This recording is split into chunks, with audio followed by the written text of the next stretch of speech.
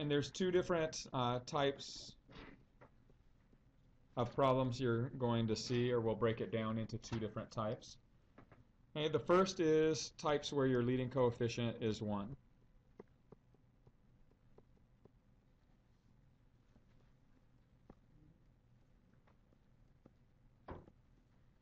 If you're dealing with expressions where your leading coefficient is a 1, you guys should be very comfortable with working through this type of factoring.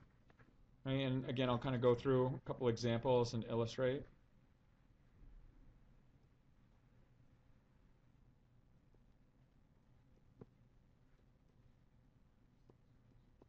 Okay, so if I asked you guys to factor this expression, okay, the underlying principle to factoring this or finding the binomial factors of this is the principle of foiling. Okay, we're just doing it in the reverse order. So the first term is going to be the product of your first terms on your binomial factors. Your last term is going to be the product of the last terms of your binomial factor. This middle term is going to be the sum of the products of your outer and inner factors when you FOIL. Okay, so when your leading coefficient's a 1, makes it really easy because there's only one possibility for your first terms, right? What are the two binomial, or what are the two terms that could multiply together to equal x squared? Just x and x, right? So that's why the coefficient of 1 makes it easy. Your first terms are going to be x. And then your last terms need to be two numbers whose product is negative 24, but whose sum is this middle term, positive 5. Okay, so what two factors of negative 24 have a sum of positive 5? Positive 8, negative 3.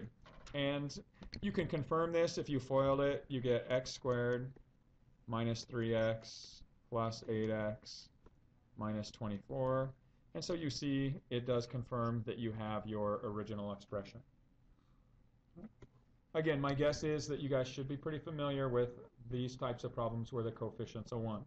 Okay, try one more time just really quickly. You should be able to answer it in less than a minute. Okay, it's very similar. I have the same first terms and last terms. Okay, the only difference is the middle. I want you to make sure you see how that affects the factors. All right, so when we look at this, again, we're still dealing with reverse FOIL.